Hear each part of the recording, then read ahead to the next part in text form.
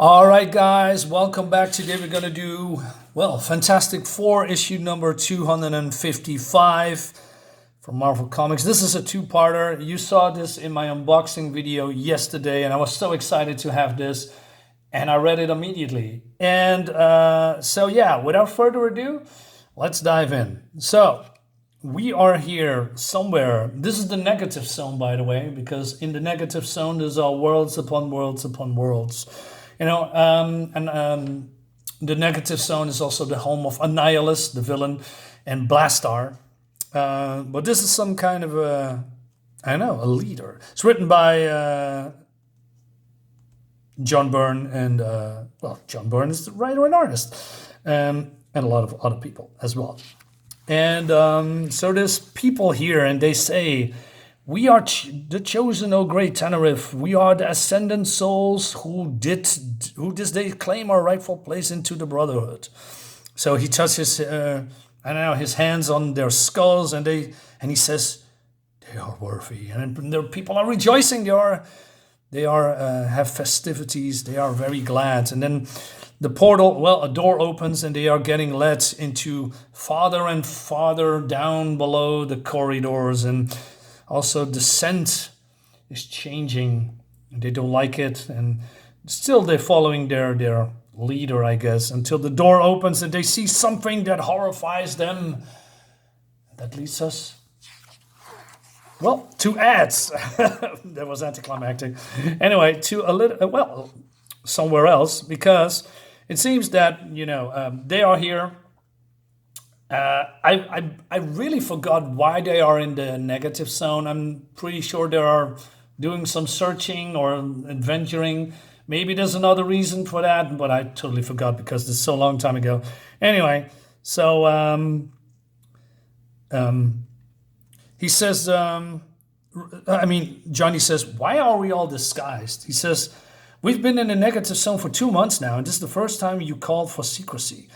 I am aware of that, Johnny, but this is also the first time we encountered energy readings such as those I monitored before touchdown. There is something quite odd at that citadel up ahead." And then Ben says, "What are you talking about, odd?" He says, "You talking about weird things for the last 20 years. This is the negative zone, the whole another dimension traveler to our own. I'm sure like to know what you're using as a scale of what's odd and what ain't. Simple powers of observation, old friend. Even in such alternate reality such as this, there must be a degree of coherence, physical law. And the energies I've detected are quite different from the general emissions of the planet. Ergo, odd."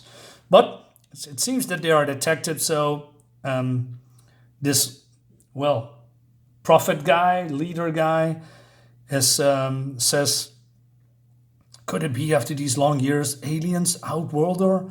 And that one, yes, the power of his intellect is great indeed. He is the final piece of the puzzle." So they are checking in some kind of an inn or hotel, I guess. And then, so Johnny says, "Hey, guess I'll do some nosing around, right? Good idea. I want to set up some scanning instruments to confirm my prior readings."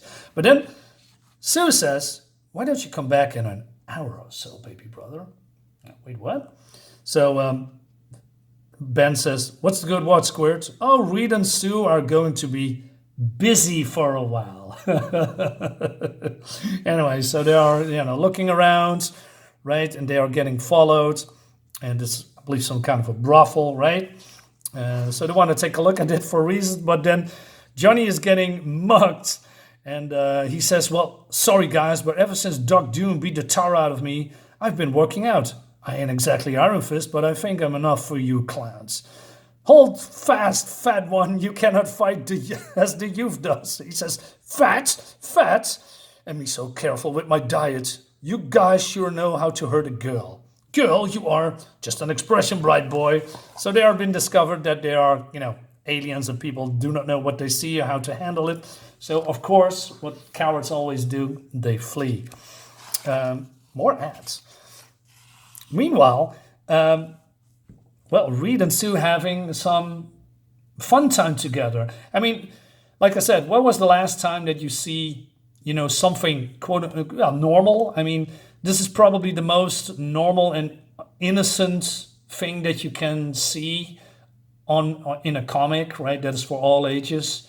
That is not totally degenerate. And that is fine. But I was wondering at this moment, I mean, their daughter, Valerie, right? Was maybe this the part that they were conceived? I wonder. I could be wrong, but I mean, it could, right? Anyway, so they are being attacked by muggers also, and but then they are using their powers, and he says, "I was not told the stranger possessed such power, and where is the girl?"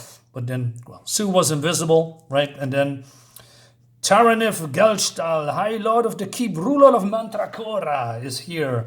And he says, "By my command, let this foolish battle cease."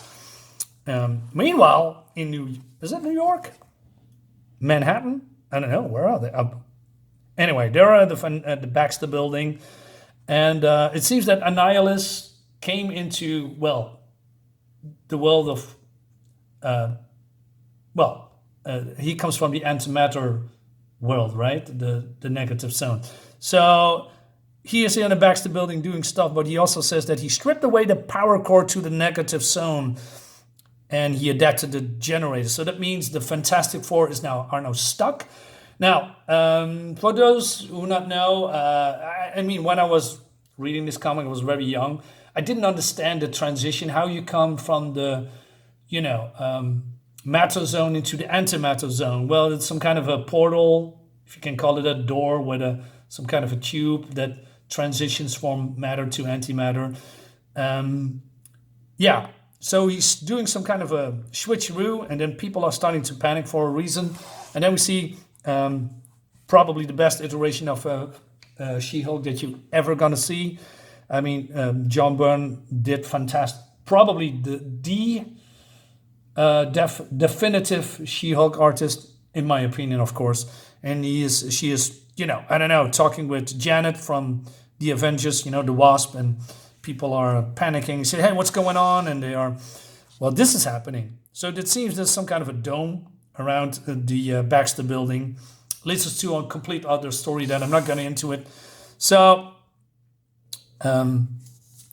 Tanarif is saying, there was all just a misunderstanding, and it wasn't what my intention was. And Sue says, "It's an old song, Tanarif Gestalt. Flunkies always say they were just following orders, and the people who gave them always say they were misunderstood.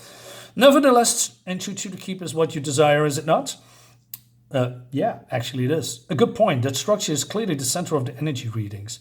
So they are going to investigate, and then Reed says, "You seem unsurprised that we are alien to this world, Tanarif. I am a scholar, Richards. The sky is filled with the worlds. Should I think them all barren?" And so then Johnny and Ben comes back, and, they are getting filled in, right?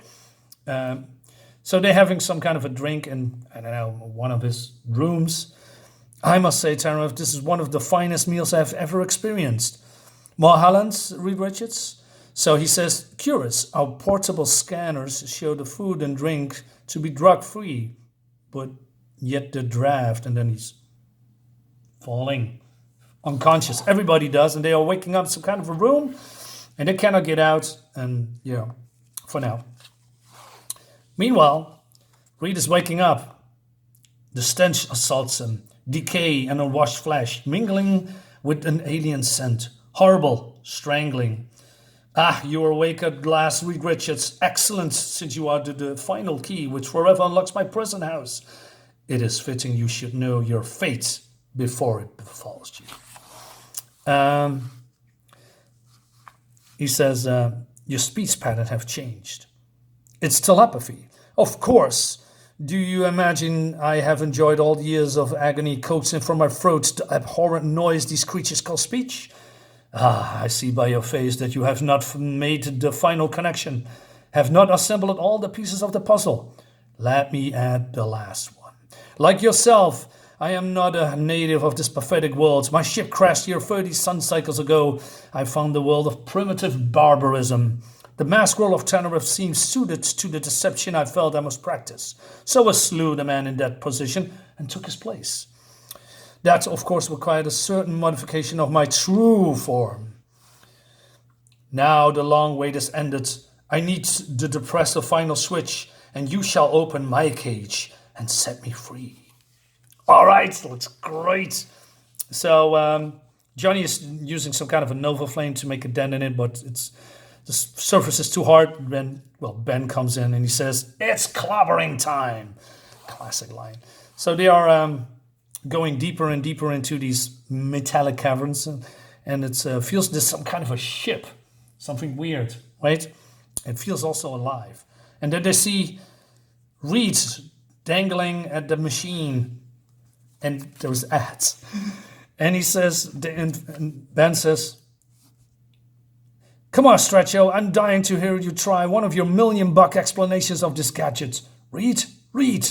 Fool, you are too late. My mechanism has drained his intellect into the living matrix of my ship. His, along with all the others I have drained, will provide the psychonic energy I need to blast away from this scrap of dust and return home. To show my gratitude for your leader's assistance, I will not destroy you all, as I have planned. Instead, I will leave you his body, alive, but mindless. Perhaps someday you may even succeed in fully re-educating him, though the man you once knew is forever dead." Telepathic laughter drives daggers of ice down the spines of the three partners. Susan Richards gazes into the empty eyes of her husband and feels a pain beyond knowing twist her soul. The alien's world ring again and again in her skull. Forever dead, forever dead. And that leads us to the next issue. Wow, this is fun, right? I appreciate, of course, John Byrne's alien art. It's always fun.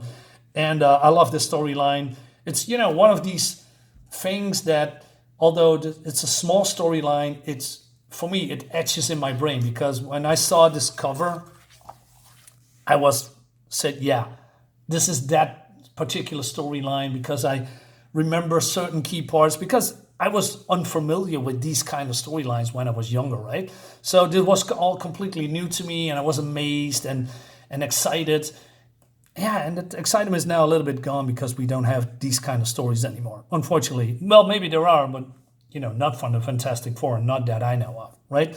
There was a sense of danger and doom and gloom around these certain storylines. Now, not so much. It's just too safe, in my opinion. Guys, that brings me to the end of the video. Let me know what you think about this in the comments. Subscribe to my YouTube channel if you have not to. Or maybe you have, but, maybe you have friends that also like comics, wants to, watch a YouTube channel with everyday content. Subscribe. Guys, thank you so much. Again, have a nice weekend. No, it's not Monday. Have a nice Monday. Bye-bye.